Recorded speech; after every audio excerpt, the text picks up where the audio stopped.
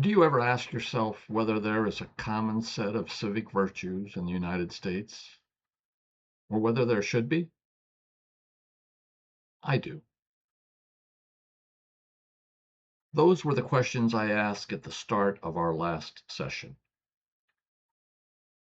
My conclusion then was that today, the answer to the first question, whether we currently have a common set of civic virtues, is a clear no. Today, I wanted to continue the discussion by diving deeper into the second question. Should there be? Where we find ourselves today, living without a common set of civic virtues,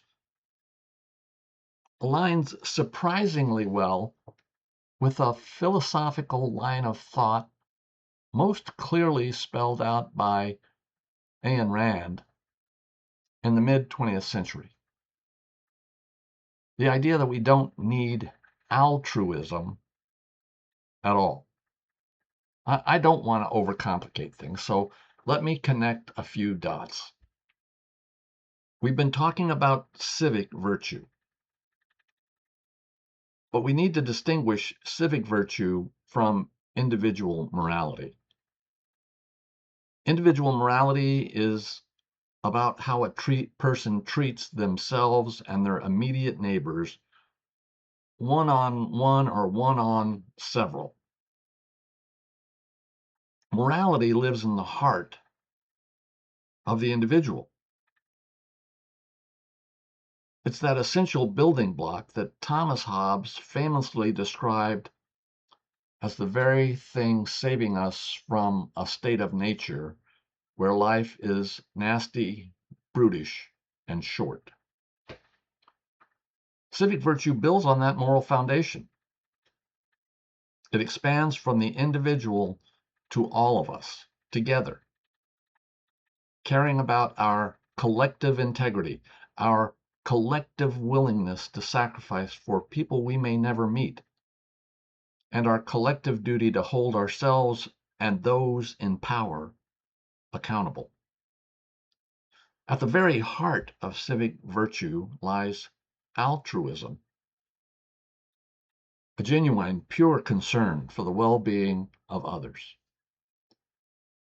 Rand's argument was that if we simply stop being altruistic and instead pursue our own rational self-interest, society will naturally take care of itself. Now, you might even find yourself agreeing with that notion. But look around.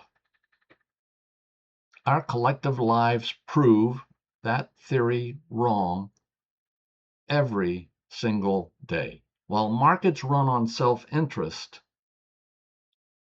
communities, societies run on mutual obligation. See, a society built purely on self-interest is an oxymoron.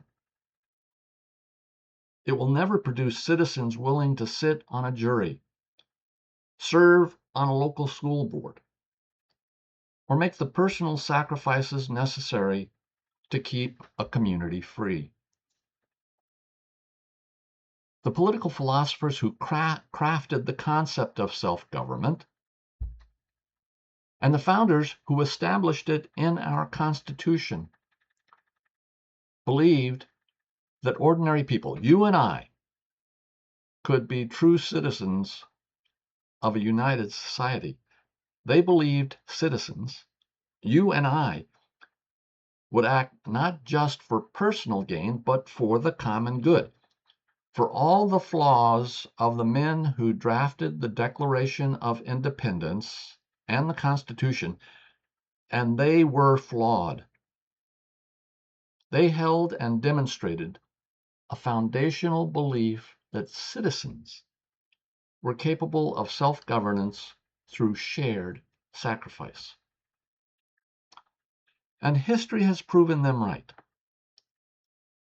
Self-government isn't just an abstract political preference. It has proven to be the ultimate engine of human creativity, human innovation, and human progress. Self-government has been and is the very mechanism that powers what Martin Luther King called the long arc of the moral universe bending toward justice. If we want to protect self-government as the engine of our progress, we have to reject Rand's notion that rational self-interest is enough.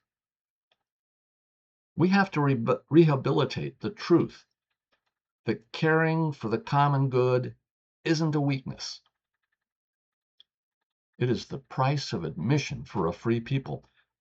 It is the necessary price of liberty.